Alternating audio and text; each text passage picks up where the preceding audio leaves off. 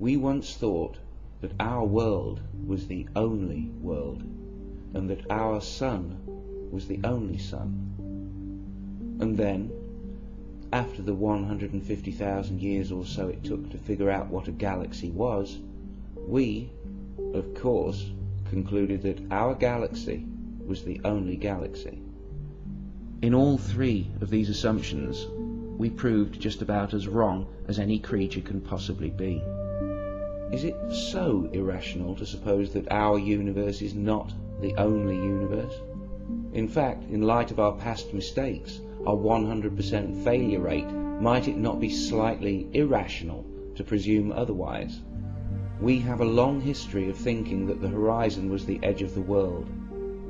Yet every horizon we've ever reached, physically or intellectually, only revealed another horizon in the distance. Just because we can't see over the mountain doesn't mean there's nothing there. It never has before. Why shouldn't there be other universes? Why, other than for religious purposes, is it unthinkable? What types of things have we ever found that there was only one of? There's no direct evidence for the existence of other universes, but nor should we expect there to be at this stage in our cosmic self-education. Some theoretical physicists suspect that there may be clues in the space-time geometry of the early universe, or clues in the analysis of gravity waves, should their existence be confirmed, or in the weakness of gravity itself compared to the three other known forces. We may never, even in principle, be able to directly confirm the existence of other universes, but we may be able to infer them with a better understanding of what happened here, in this universe, in that instant before there was light. It's an unanswerable question for now, but one with the potential to rationally answer the most unanswerable question of all. Why are we here? If ours is the only universe there will ever be, the existence of life here is a haunting coincidence which we may never escape.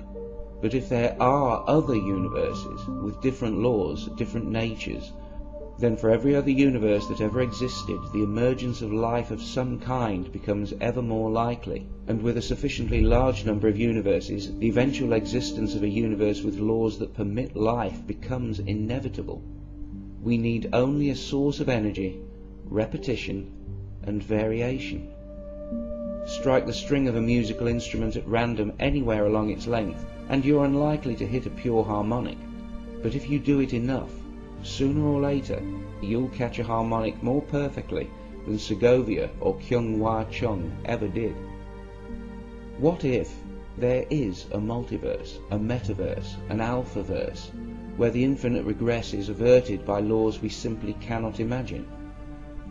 Different geometry, dimensions, maybe additional forces, energies unknown to us, ultra-dense spaces that give birth to universes, as if blowing bubbles in a higher dimensional space. For all we know, beyond the horizon, big bangs are as common as lightning out to sea. Or maybe the clue is in the similarities between our universe and black holes. Maybe it's bubbles within bubbles. It's not that I think I know, it's that I know with absolute certainty that I don't. And I know with seemingly identical certainty that nobody knows, because nobody can. We have no idea what might be possible in whatever passes for eternity. Without more data, any speculation at all, including my own, concerning the existence of a multiverse, or its non-existence for that matter, is pointless in any scientific or philosophical sense. Yet, just like any idea, if you are truly a free thinker, you can try the idea on, just for a few minutes, like a pair of sunglasses, just to see how the world looks, to see if it makes any more sense. So let's imagine a hypothetical situation in which universes can form naturally, separated from each other by spatial or dimensional distance, or in a linear time so vast as to be beyond the grasp of all but the most insane mathematician. Let's imagine what reality might be like for one of those universes where life like ours is simply a possibility. In the beginning, the very beginning, there was darkness, then a fracturing of symmetry. One force becomes four, then there was electromagnetism, and only then could there be light, some of which would condense to become something like quarks and gluons, which in turn become protons and electrons, and all of this within a millionth of our hypothetical universe's first ever second. And in the next 3 minutes, cosmic expansion reduces the energy density, lowering the temperature to a chilly 1 billion Kelvin.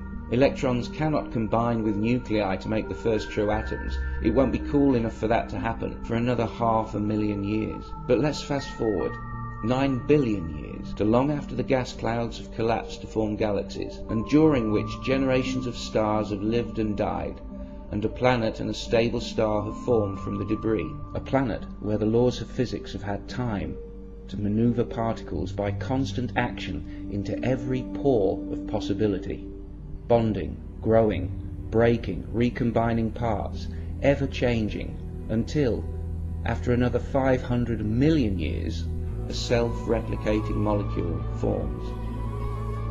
Life. Energy to atoms to beings made of atoms made of energy. 4,000 million years of constant change later, intelligence emerges. And these energy beings, puzzled by all that they see, want to understand where they came from. They look at their bodies and they see imperfection. They look at their world and they see energy, repetition, variation, patterns, complexity, surely the signature of a maker. So they look for gods, but they only find their own words. So they look deeper and see chaos, and then patterns within the chaos, patterns coming from the chaos. They see it in sound waves, pressure waves, vibration, oscillation, in light, in gravity, electricity, in physics, chemistry and biology. Wherever forces meet in harmony, shapes emerge, patterns and order from chaos. Waves in phase, crossing, pausing on their way towards chaos again one day. They look closer and find numbers beneath the chaos. Simple rules. Everywhere. The energy beings have finally noticed that numbers are the key to understanding their universe. But why should it be like this, they ask.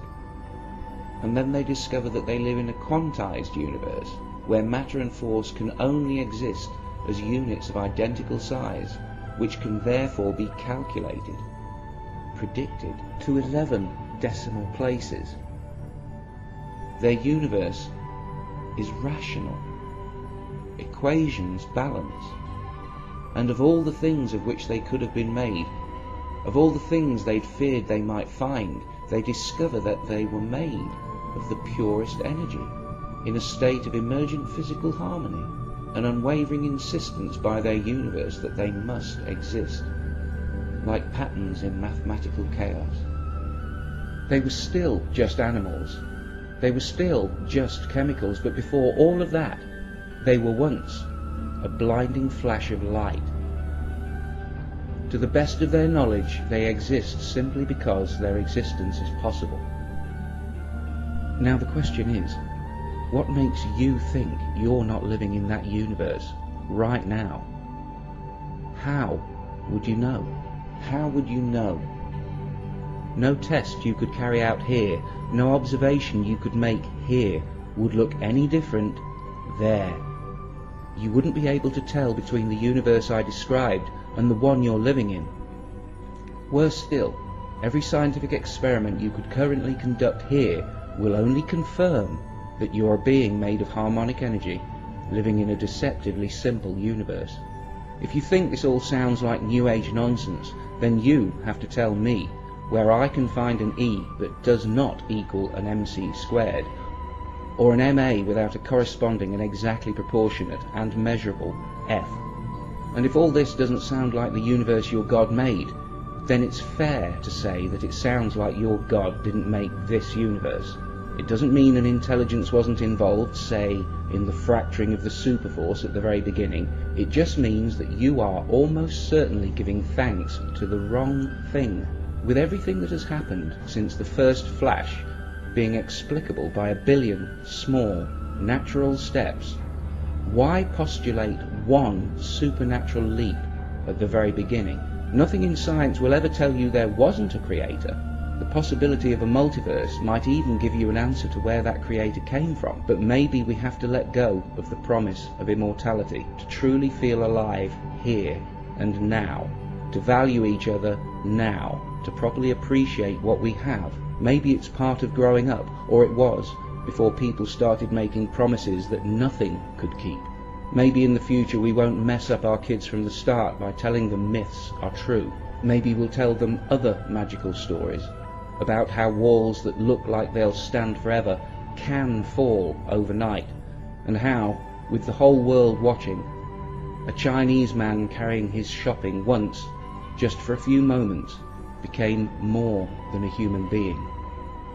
Why live in constant shame as a fallen sinner, an unworthy, a second-class being?